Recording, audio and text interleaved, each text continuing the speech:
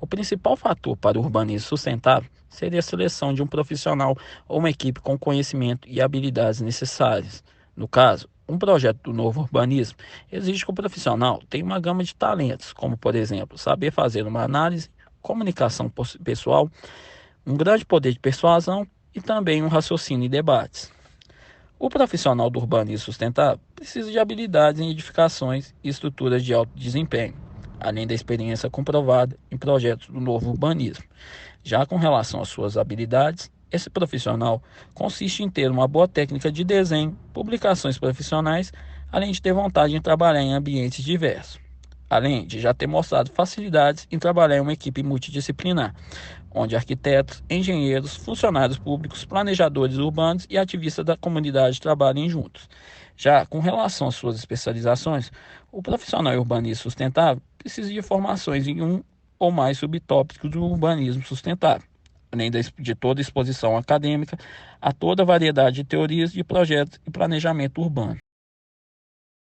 Em 1994, a cidade de Santa Mônica, na Califórnia, encomendou seu primeiro programa urbanístico sustentável, com o intuito de, por meio de critérios, analisar se as necessidades ambientais, sociais e econômicas da época estavam devidamente sendo supridas sem comprometer a capacidade das gerações futuras de fazer o mesmo, buscando sempre uma melhoria a longo prazo da cidade. Com esse novo programa, a cidade alcançou o objetivo de cada necessidade logo nos anos seguintes.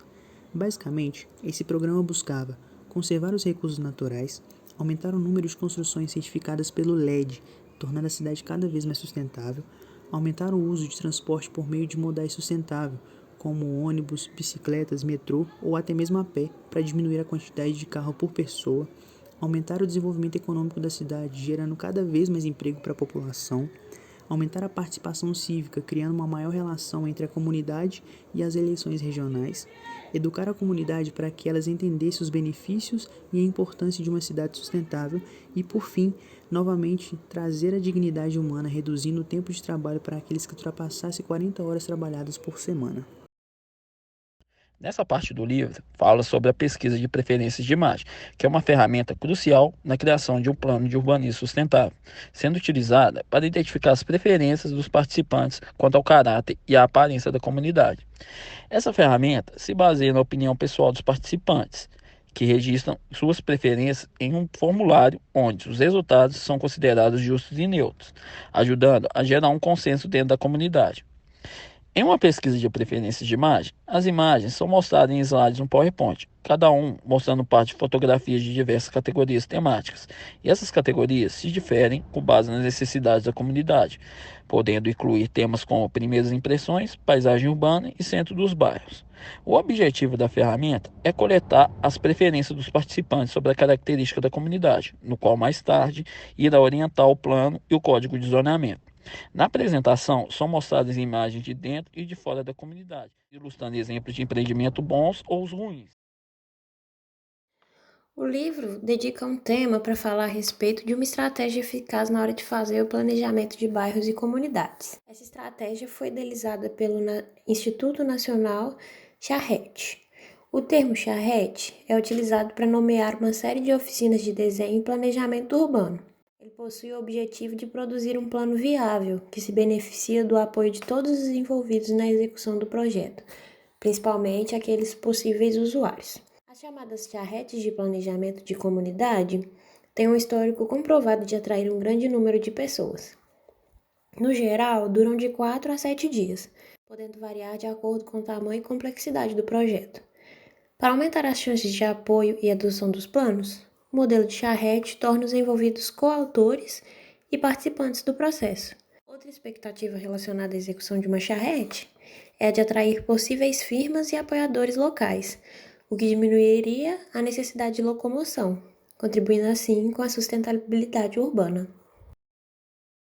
Outro tópico abordado nesse capítulo do livro é o SNAP de Toledo. A sigla SNAP é referente à análise dos bairros inteligentes. Ela foi criada considerando os bairros de Toledo, porém, fazendo alguns ajustes, é possível utilizar essa estratégia-chave em outras cidades. Essa tática visa aumentar a qualidade de vida dentro do contexto urbano e o método prioriza empreendimentos que resultem em bairros inteligentes. O objetivo é avaliar os bairros existentes em áreas urbanas e também os projetos propostos para essas áreas. Para isso, é necessário realizar uma espécie de inventário de ativos de um bairro, analisando potencialidades e propondo uma renovação dos vazios urbanos, sempre considerando os princípios do urbanismo sustentável. O SNAP estimula os moradores a analisar seus bairros com maior profundidade e é necessário um registro de dados. Possivelmente também será necessária uma visita ao terreno. A partir disso, são coletados dados essenciais para as propostas. A imagem ilustra um mapa com as percepções coletadas em um exercício com a comunidade. Ainda falando sobre o SNAP, os resultados dele devem ser usados para orientar o plano de renovação de um bairro. Na imagem a ser exibida, é possível ver um exemplo de um plano de empreendimento recomendado para o bairro Uptown. Ao lado é possível ver o inventário, que é ideal para o bairro, pois inclui uma boa heterogeneidade nos usos, a fim de criar um forte nó de atividade. Esse exemplo de plano de desenvolvimento urbano para o bairro Uptown ilustra tanto as localizações atuais dos diferentes usos do solo, como as localizações recomendadas para o futuro. Os vazios urbanos são preenchidos, é tirado partido dos terrenos oportunos identificados e se aumenta a densidade para sustentar os usos comerciais recomendados. O resultado é um bairro com planejamento inteligente, um centro onde se pode caminhar e uma ocupação de vazios apropriada de forma a aumentar a qualidade de vida. Embora alguns elementos do plano recomendado talvez não sejam viáveis em uma última análise, o conceito geral e algumas das recomendações específicas devem ser usadas para orientar os esforços de renovação urbana. O bairro existente pode também ser avaliado com as seções aplicáveis do LEED para o desenvolvimento de bairros, que pode complementar o SNAP ao orientar sobre elementos específicos de construção e características de terreno para o empreendimento. Para implementar um urbanismo sustentável, é necessário ter em mente algumas diretrizes. Plano diretor e código de edificações baseados na forma. Dá enfoque na forma. Ouvir a preferência da comunidade gera escolhas projetuais diversas.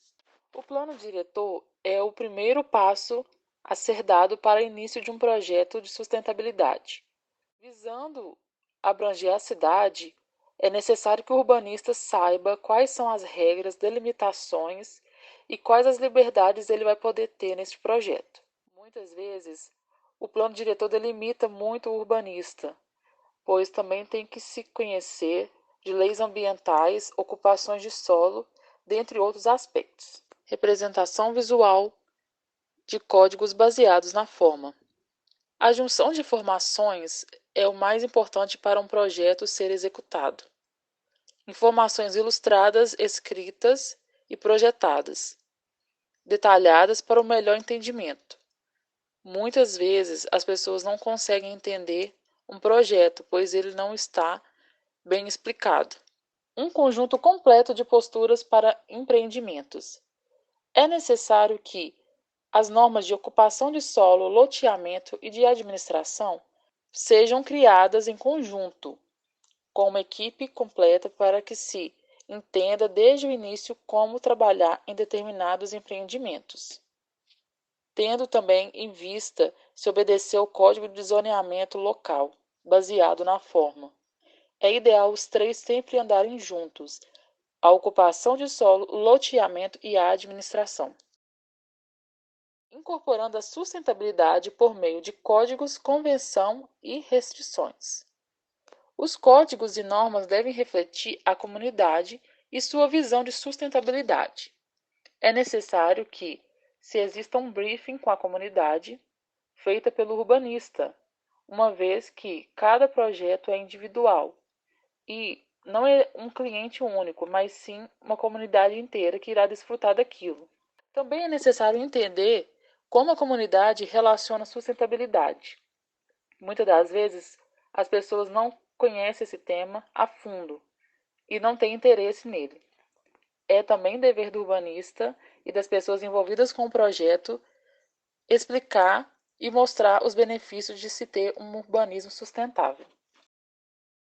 No último tópico do capítulo 4 é abordado o tema sobre como comprovar o desempenho de um empreendedor do urbanismo sustentável. O livro apresenta para o leitor uma tabela desenvolvida pela cidade canadense de Vitória, na Colômbia Britânica, para a criação da comunidade Dockside Green.